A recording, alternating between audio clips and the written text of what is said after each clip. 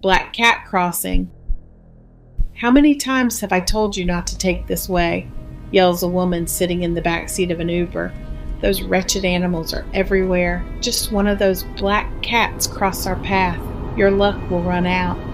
The driver sits relaxed in his seat, not paying one bit of attention to the old lady. Just the thought of getting from one point to another was all on his mind. Ding! His phone rings out, stopping in front of the old lady's home. "Mrs. Wilkins, we're at your destination. Would you like any help with your things?" The old lady gives him a look, knowing he was being sarcastic. "No, I can make do well on my own, but you better heed my warning about those cats. Mess with the wrong one, and you'll be done." The young Uber driver waves his hand off to the old lady, thanking her for the work. Gary has known Mrs. Wilkins since he was a young boy. He's cut her grass, shoveled her snow, even walked her dogs. He never knew why she had such a deep hate for cats. They're just animals, and they keep the rats away, which in my book is better for everyone. But no, Mrs. Wilkins has admitted that a black cat killed her husband 30 years ago, before Gary was even born. She swears that Cat is still alive and out to get her as well. Gary took the same alley back to the main road, but was stopped. His eyes couldn't believe what he was seeing. This cat was larger and older than anything he had ever seen before. Gary felt he was catching whatever the old lady had. After shaking his head, the vision of the cat was gone. Either it ran off, or, as he rubs his eyes, maybe it was just a trick of the light or something.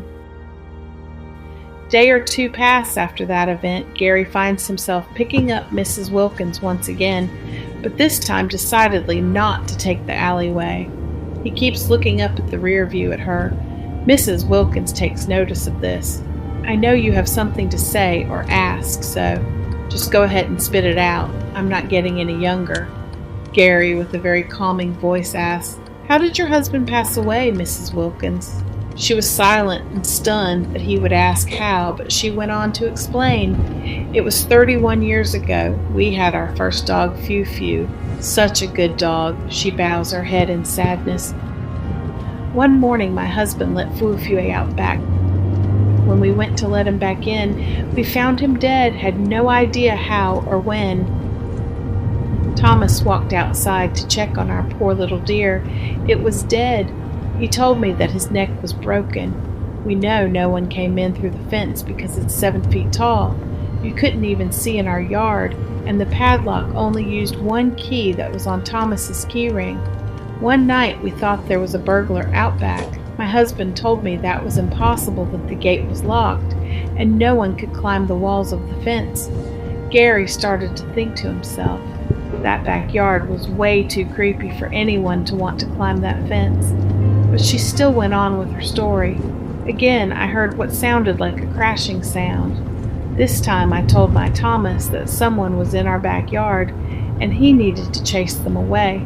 He climbed out of bed, grabbed his 12 gauge, and headed downstairs. After opening the back door, he seen nothing but a knocked-over trash can. He came back up, put away his gun, climbed into bed, and told me a raccoon had climbed into the trash can. That means now we will need special cans to keep them out.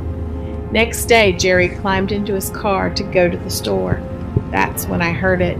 The most wretched sound, ow, almost like a cat, but with a demon sound to it. I went out to look and found Jerry dead in his car with deep gashes on his face, and his heart was missing as if it was eaten out from his chest. Coroner's office couldn't make out how this was possible. There are no wild animals around here that would do this, till I seen the evil beast with my own eyes." The Uber driver shakes his head. "Let me guess, that big, huge cat you were talking about." "Yeah, right." The old lady shakes her head. You would do right to heed my warning. I tell you it's possessed by the devil himself, and you'll do right not to go that way again." Uber driver just laughs it off. "Yeah, all right, lady, whatever you say." After the Uber driver, Gary settled with the elderly woman, he drove off down the dark alley. Suddenly, thud, a loud pounding sound hit the side of his car. He stops, the car steps out to assess the damage. What the hell happened here? Looking around, not seeing anything out of the ordinary around him, decided it had to be some kids playing around and threw something at his car, making the dent, but nothing was lying about. Spooked by this, the driver ran back into his car and started to drive off. From behind, the driver could hear almost like a very large cat. He looks in his rear view and sees two dark red eyes looking back at him.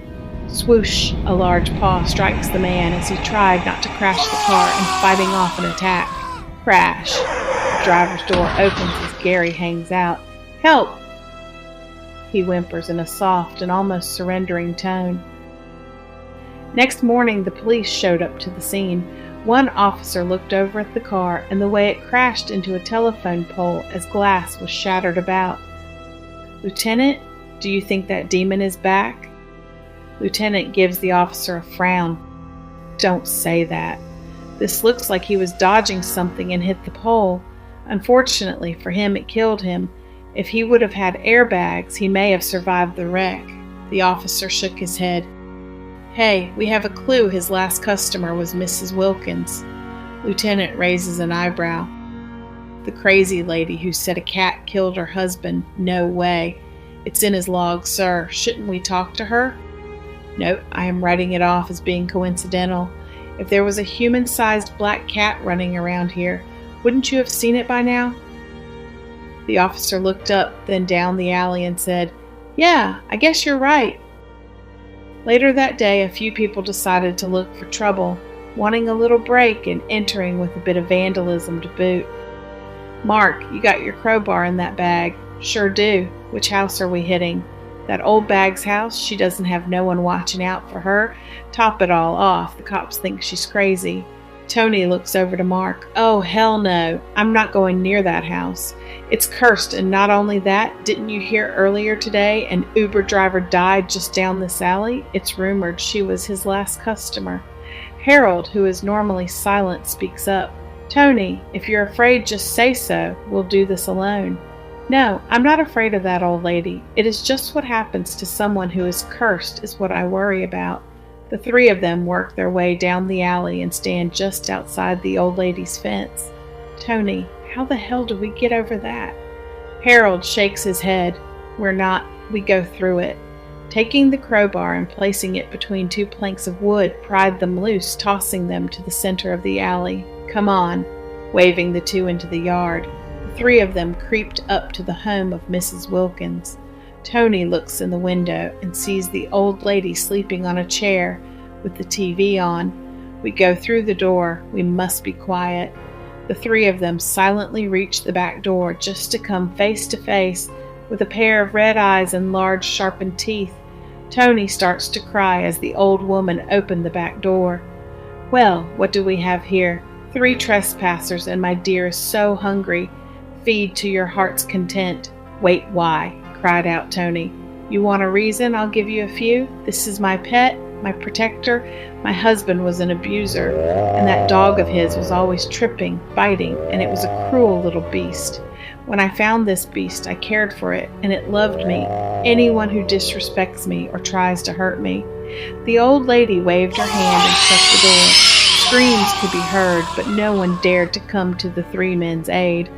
Next day, the police came to Mrs. Wilkins' home. Officer looks at the broken fence, seeing body parts scattered about. "Ma'am, could you tell us what happened here?" She placed her hand on her face. "My dear, what has happened here?" She turns away from the officer with her eyes turning red.